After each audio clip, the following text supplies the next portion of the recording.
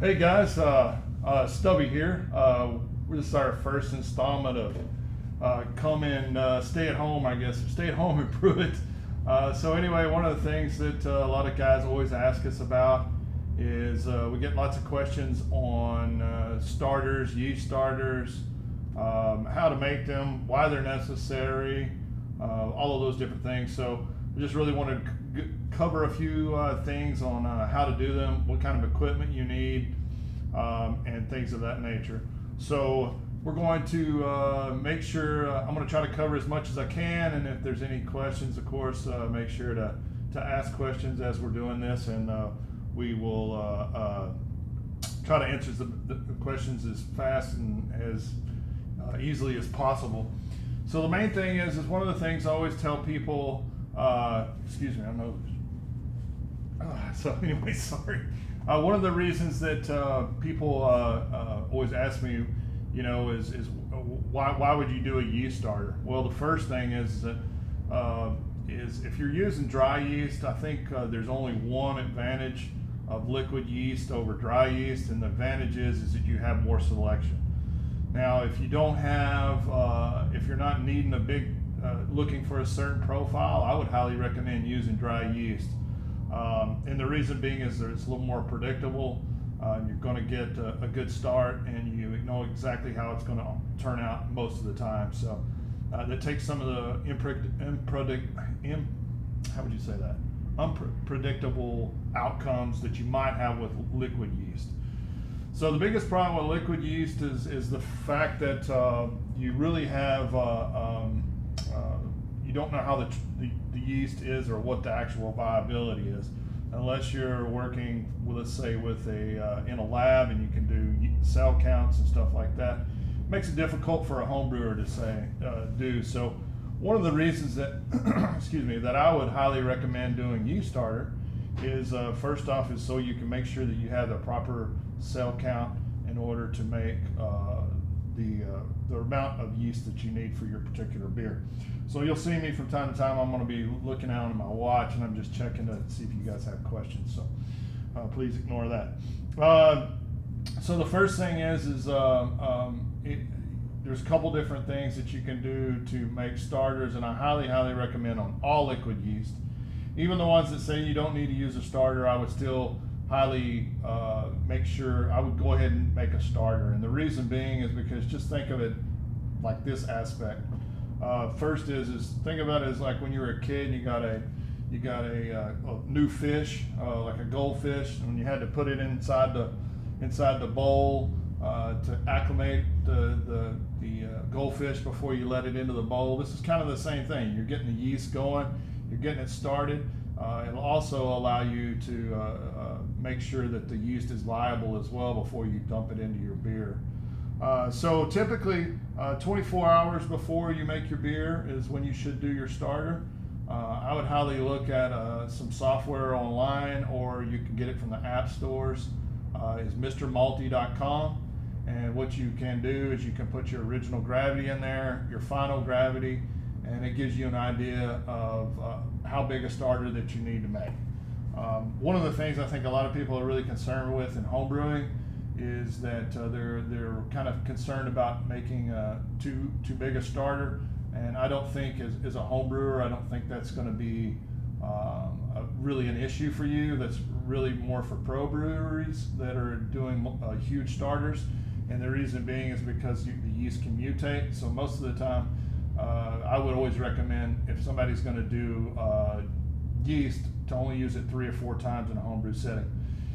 And so a couple different things that you got to look at is that the bigger the yeast you have. I would say that most of the times that the problems that people have with homebrew typically is due to their yeast. And the reason being is a lot of times people will say, well, my yeast is stuck or my fermentation is stuck, and a lot of the times it's because they don't have enough yeast to do the job. So I can kind of maybe hopefully my iPad will last, and I can kind of show you a normal yeast growth curve. So you kind of get an idea of what yeast are kind of doing. So I'm going to draw and kind of show you guys this the best I can with what we have available here today. I should have been a little more prepared, but. So basically a normal yeast growth curve, I don't know if you can see this or not, looks something like this, okay? So this right here is considered the lag phase. Then you're going to have the growth phase. This is growth phase, and this is fermentation, right? So what's interesting about yeast is, well, I can't do that. So this is where all of your oxygen is consumed. So a lot of the times with liquid yeast, one of the things to consider about yeast is yeast are only reproducing when oxygen is present. So with dry yeast, you only need about 2 to 4 parts per million of oxygen. So for dry yeast, you can get that 2 parts per million by agitating your wort, splashing it in a bucket, shaking your bucket for like 2 solid minutes. That's typically plenty enough time to be able to do your oxygenation for that. But on liquid yeast, you need 8 to 12 parts per million. And the reason you need that, so what you have to have for that is you need to have an oxygenation system. So we sell something like this. It's just basically fits on a little O2 bottle, and it has a tube with a HEPA filter on it. And I would even recommend using this for when you're starting your wort, when you put your yeast in there, but also oxygenating your wort when you are doing a starter as well. So one of the things that, so there's a couple different ways that you can do your starter. A lot of guys' old school way is to use something like this Montan's Extra Light DME, and you can use about, I tell people around 3 ounces of DME per liter of starter wort, or you can do 100 grams per liter if you have a scale that goes in grams. So that kind of gives you. So if you were to do 3 liters of starter, you would use 300 grams of DME. You would basically just pour that in here, and if you have an Erlenmeyer flask, you can put this directly on a glass top stove. Don't put it on a coil one because it'll bust. And you can boil it there and then immediately chill it. Typically boil it 15 minutes. That's probably enough to kill anything. You don't want to caramelize any of the sugar, because if you caramelize the sugar, it won't feed. And the reason you want that is that puts your starter wort around 1030 starting gravity. Anything more than that, it can be detrimental to the yeast. So the yeast curve, typically, if you'll see that, the growth curve, it's probably in your first 24 hours. So that's at the end of 24 hours, your high Krausen. That's what's considered high Krausen. That's when you want to dump it in. So always try to time your yeast starters 18 to 24 hours before you're going to pitch your wort into your beer that you're brewing. So if you look at that Mr. Malty program, you'll notice that there's a couple different things that'll tell you how much starter you need to build based upon how many cells that you need. So you might see if you're going to do just a basic starter, you may only need 100. You might need 5 liters of starter wort. But if you oxygenate it, you might with the oxygenation system, you might only need 3 liters. And then also the other thing that you can get is a stir plate. Stir plates are pretty inexpensive.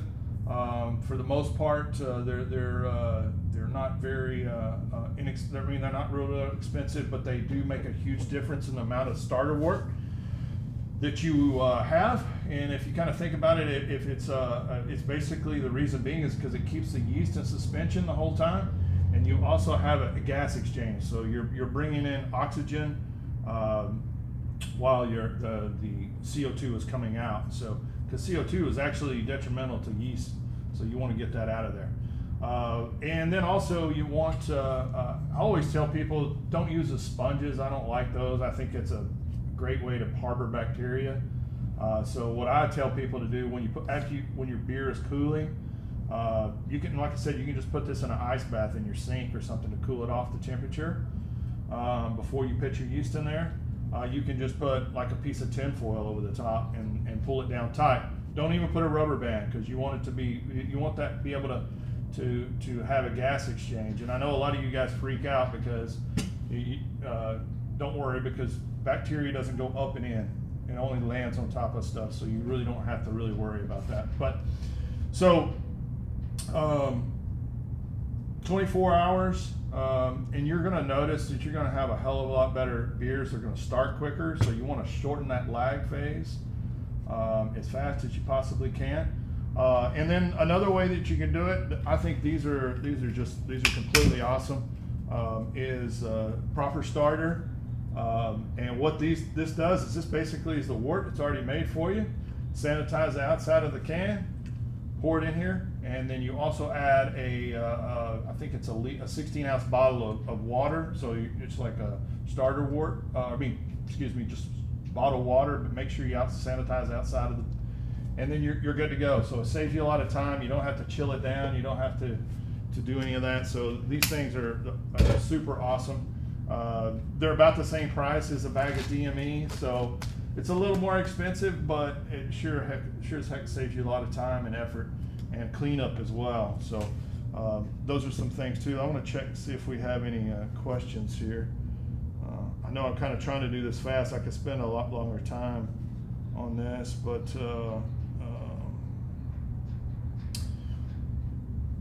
so typically, those are some things that we always try to highly encourage you to do.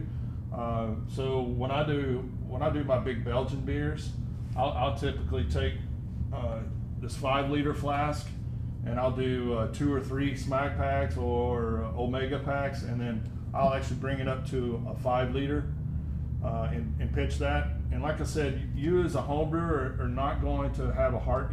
You're not gonna. It's not going to be detrimental to you to over pitch your wort. Now, I would say that don't go to your local brewery and get 5 liters of slurry from their fermenter and then pitch that in, because you're probably going to have a blowout and you'll lose a lot of beer. So that's probably not a great idea. But that is something that I think is extremely important to brewing. If you want to truly make better beer, I think this is a great place to start. And not only can you use this for starters, you can also use this for your beers as well. Like I said, you need 8 to 10 parts per million, so it's even detrimental to just pitch directly. Your liquid yeast is not going to do as well as it would if you have an oxygenation system. So I think it's really important that you guys do something like that as well. So,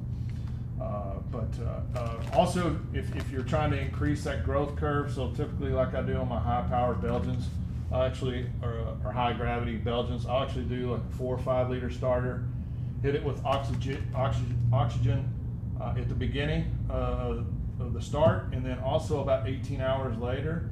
And then the reason I do that is because that continues your cell growth, and the cell growth will go in through another 18 hours or so. So you're building up even more yeast. So a lot of times what you'll keep from having is first off, you'll keep from having any kind of stuck fermentations. It'll also reduce fusel alcohol production. So anytime you think about and I tell people a lot of times, this is kind of the way you got to look at it. And when it comes to making your beer, you're only creating an environment for your yeast to live in. If you don't make it the proper, perfect environment for your yeast to live in, you're not going to make great beer. So you want to make that wort as appealing to these yeast as possible. Any stress is not good for the yeast. So if you have all of that oxygen in there, they're going to reproduce. They're not going to produce off flavors, no diacetyl, aldehyde, any of the off flavors that you may get from an unhealthy yeast. So, but anyway, I'm going to look back through the videos, and I'll try to follow up with any questions that you guys may or may not have based or something that I missed. But we'll follow up with you. We're also going to try to get back with that shortcuts to making quick beers with the guys here in a little bit. If we don't get it today, we'll definitely get you guys in tomorrow. But anyway, thank you for tuning in. And like I said, you can always shoot me an email too at info@texasbrewinginc.com if you have some questions you'd rather ask in private. But anyway, thank you guys so much, and have a wonderful day.